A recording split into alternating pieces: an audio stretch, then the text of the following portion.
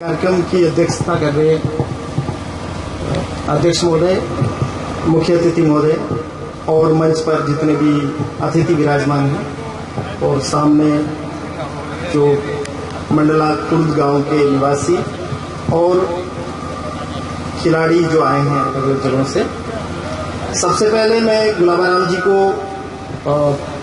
अपनी तरफ से श्रद्धा सुमन अर्पित करता हूं। दरअसल मैं आया भी इसलिए हूं कि उनको श्रद्धांजलि दी जा सके। गुलाबाराम जी राजस्थान के दलित आंदोलन के एक बहुत प्रमुख स्तंभ के रूप में मौजूद थे और जब हम लोग इस काम को सीख रहे थे तब गुलाबाराम जी नेतृत्व कर रहे थे और केवल आपके इलाके में नहीं बल्कि राजस्थान भर में। और जैसा तोलाराम जी ने कहा कि 23 जिलों में उन्होंने दलित कारवां को संयोजन किया और वो कारवां जयपुर पहुंचा और जो मुद्दे राजस्थान भर से आए उनको गुलाबाराम जी ने वहां प्रस्तुत किया।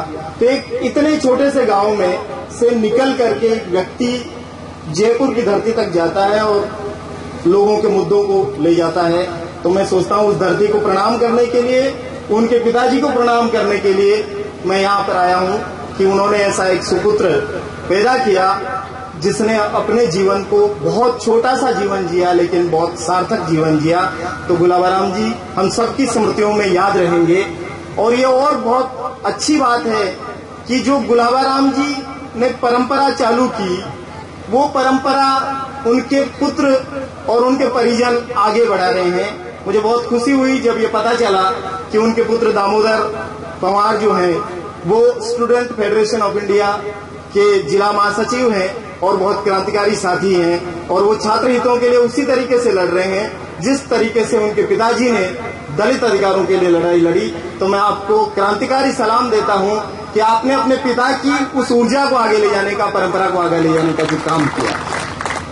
मित्रों, ये क्रिकेट प्रतियोगिता और रक्तदान और ये विचार गोष्ठी, ये त्रिवेणी जो किया, आपने संगम किया, ये भी अद्भुत है और मंच पे भी अद्भुत किस्म का संगम है। मेरे ख्याल से तमाम तरह की विचारधाराओं के लोग, पॉलिटिकल लोगों से लगा करके, प्रशासनिक लोगों से लगा के, शिक्षा से और व्यवसायी और पंच सरपंच और पता नहीं किस किस तरीके के लोगों को, हमारे सिविल सोसाइटी के लोग, छात्र आंदोलन के लोग, सब तरह के लोगों को आपने बुला करके ये जो एक अद्भुत सा समन्वय स्थापित किया, मैं सोचता हूं कि ये बहुत अच्छा एक कदम है। इससे सीख लेनी चाहिए। भारत में असहिष्णुता को लेकर के बहुत बातें होती है पर मुझे लगता है कि ये मंच बड़ा सहिष्णु मंच है। सभी तरह के लोग यहाँ पर हैं और सब तरह की बात यहाँ पर हो रही है। संस्कृति की भी लोगों ने बात की और हमारे कॉमरेड साथी ने बिल्कुल रोहित वेमुला और डेल्टा मेघवाल की भी बात की। यही भारत की खूबसूरती है, यही हमारा देश है जहां पर हम तमाम किस्म की बात बिना लाग लपेट के कह सकें और सुन सकें, तभी जाकर के हम अपने देश को, समाज को आगे ले जा सकते हैं। मित्रों, क्रिकेट एक बहुत सुंदर सा खेल है। कई सारे लोग, शायद हमारी पीढ़ी और हमारे पहले की पीढ़ी क्रिकेट को बहुत ज्यादा पसंद नहीं करती है, लेकिन नौजवान पीढ़ी का तो वो सर्वप्रिय प्रमुख खेल है। भाषा समझे न समझे, किसी भी देश का व्यक्ति हो और उस एक ऐसे खेल को जिसको किसी ने नहीं बुलाया, किसी ने प्रश्रय नहीं दिया और लगभग सबने विरोध ही किया होगा, बावजूद इसके भी देशों की, धर्मों की, जातियों की, वर्णों की, वर्गों की तमाम सीमाओं को लांघते हुए ये खेल मंडला कुर्द तक पहुंचा है। तो इस खेल में बड़ा जीवंतता है और आज वो खेल यहाँ पर किया जा रहा है। मैं खिलाड़ियों से इस मौके पर माफी मांगना चाहता हूँ कि आपके खेल को हमने विघ्न डाला और हम अपना प्रतीक चिन्ह और साथ मालाएं और स्वागत और भाषण आपको पिला रहे हैं। सच मायने में आप जो खेल रहे हैं वो खेल महत्वपूर्ण है। वो खेल तमाम जाति समुदायों को एक करता है, वो संस्कृतियों को भी एक करता है, वो देशों को भी एक करता है। जरूर उस खेल में कुछ गड़बड़ियां हो सकती है लेकिन खेलने वालों में है, वो खेल में गड़बड़ी नहीं है। मैच फिक्सिंग अलग चीज है, भारत में वो बुरी मानी जा सकती है लेकिन कई देशों में सट्टा लगाना जायज तौर पे सरकार उसको जायज मानती है। तो उन देशों में तो वो ठीक है, हमारे देश में वो एक गैर कानूनी हो सकता है। लेकिन मैं क्रिकेट का समर्थन करता हूं इस मौके पर और मुझे कई बार लगता है हम अपने इलाके में कई सालों से भाईचारा क्रिकेट मैच करते हैं, आपने मैत्री क्रिकेट मैच किया है, दोनों एक ही चीज है। हमारे यहाँ जो दोनों टीमें आती है वो हारती कोई भी नहीं है, दोनों ही टीमों को खेल खेलना होता है दोनों टीमों को हम पारितोषिक देते हैं और थोड़ी बात करते हैं अपने देश समाज और उसमें जो बदलाव कर सकते हैं उन सब चीजों को। दूसरी चीज जो आपने रक्तदान की कही, और रक्तदान की महिमा कई लोगों ने यहाँ पर रखी है, और मैं सोचता हूँ कि एक जो डर रक्त को लेकर के है कि भाई हम खून नहीं देंगे या खून निकाल लेंगे हमारा, वो सारे डर खत्म होते जा रहे हैं। और ये भी अपने आप में बहुत महत्वपूर्ण सीमाओं को लांघ करके आगे बढ़ने वाली चीज है, क्योंकि जब मुसीबत पड़ती है, जब खून लेना होता है, तब पानी पीने के वक्त तो शायद जाति लोग पूछ लेते होंगे, खून लेते वक्त कोई जाति नहीं पूछता। कोई ये नहीं कहता कि इसका मैं नहीं लूं, वो तो कहेंगे कोई भी दे दे बस चाहिए हमको खून। तो खून हम जीते जी दूसरे के शरीर में बह सकते हैं और रह सकते हैं रक्तदान करके। अगर हम नहीं भी करेंगे तो वो तो नष्ट होते जाती है कोशिकाएं। तो ये अच्छा शुरुआत है कि आपने रक्तदान जैसे चीजों को यहाँ पर किया। तो क्रिकेट भी सीमाओं को तोड़ता है, जाति वर्ग वर्ण तमाम सीमाओं को खत्म करता है, और रक्तदान भी उन तमाम सीमाओं को खत्म करता है। और मुझे लगता है कि गुलाबराम जी ने जो काम किया, दलित अधिकार का काम, वो भी जाति को तोड़ने का काम है, सीमाओं को तोड़ने का काम है, मानवता को एक साथ लाने का काम है। तो तीनों ही काम एक दूसरे से मिले जुले हुए काम है। गुलाबराम जी का जो चित्र यहाँ लगाया गया वो बाबा साहब की प्रतिमा के बिल्कुल पास में लगाया गया। ऐसा लग रहा है कि जैसे वो बाबा साहब के मानस पुत्र हैं, और वो वाकई मानस पुत्र थे। बाबा साहब के जो बायोलॉजिकल पुत्र या पुत्रियां या पौत्रियां और जो भी हैं, वो अपनी जगह हैं, उनका बहुत सम्मान है। लेकिन वास्तविक लोग बाबा साहब के वो हैं जो बाबा साहब के मिशन को आगे ले जाते हैं। और बाबा साहब का मिशन कुल जमा इतना सा है कि इंसान और इंसान गैर बराबर नहीं रहे किसी भी रूप में, न जाति के रूप में, न सामाजिक रूप में, न आर्थिक रूप में, न राजनीतिक रूप में, सारे लोग बराबर रहे।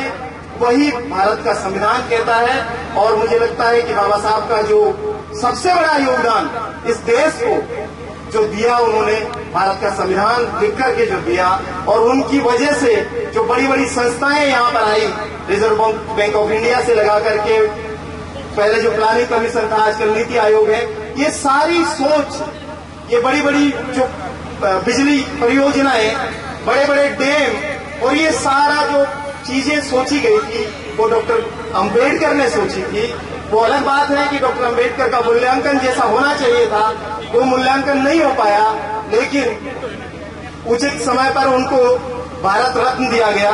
और अब पूरे विश्व में लोग ये कहते हैं, अमेरिका जैसा देश कहता है कि अगर अंबेडकर अमेरिका में पैदा हुए होते तो हम उसको सूर्य कहते और विश्व रत्न कहते। वो निश्चित रूप से विश्व रत्न होने के योग्य थे। आज पूरे विश्व में बाबा साहब को माना जा रहा है। जापान में उनकी प्रतिमा लगाई गई, लंदन में उनका स्मारक बनाया जा रहा है, चैत्य भूमि में 600 करोड़ का उनका स्मारक बनने की आगे बढ़ रहा है। मऊ में जो नगर है उसको अंबेडकर नगर घोषित किया गया। और मुझे लगता है कि इस देश में एकमात्र अगर कोई व्यक्ति है जिसकी सर्वाधिक प्रतिमाएं हैं और जो सरकार द्वारा प्रायोजित नहीं है, कोई व्यक्ति द्वारा प्रायोजित नहीं है, बल्कि समाज द्वारा प्रायोजित है, तो वो डॉक्टर अंबेडकर की प्रतिमाएं हैं। आपको चेन्नई में भी नजर आती है, आपको शिलोंग में भी नजर आती है, आपको जैसलमेर में भी नजर आती है, आपको पोखरण में भी नजर आती है। तमाम इतने तो देवी देवताओं की भी नहीं आती है, क्योंकि इधर के देवी देवताओं को दक्षिण वाले नहीं जानते और दक्षिण वाले मुर्गन को हम नहीं जानते। लेकिन केरला का व्यक्ति भी बाबा साहब को जानता है और जम्मू और कश्मीर का व्यक्ति भी बाबा साहब को जानता है। असली अर्थों में बाबा साहब भीमराव अम्बेडकर इस राष्ट्र के निर्माता थे और उन्होंने वो काम करके दिखाया जो इस राष्ट्र को एक रखे हुए हैं। तो बाबा साहब को प्रणाम करते हुए उनको, उनके मिशन को आगे बढ़ाने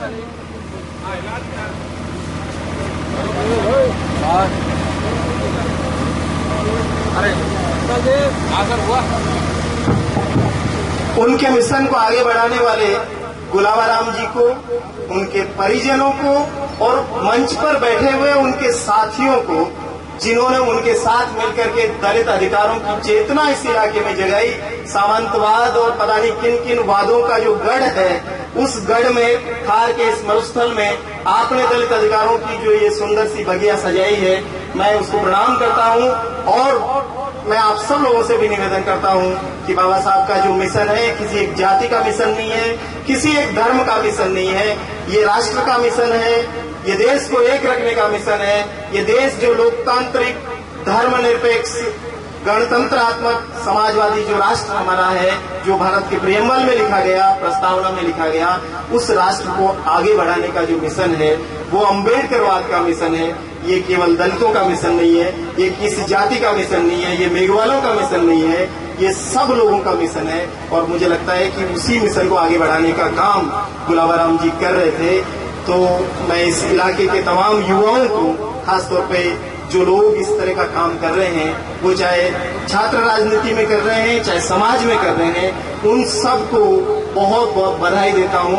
आपने बुलाया और गुलाबाराम जी को याद करने का मौका दिया और मान सम्मान दिया, इसके लिए बहुत बहुत धन्यवाद। जय भारत, जय भीम। बहुत बहुत धन्यवाद आदरणीय भंवर जी।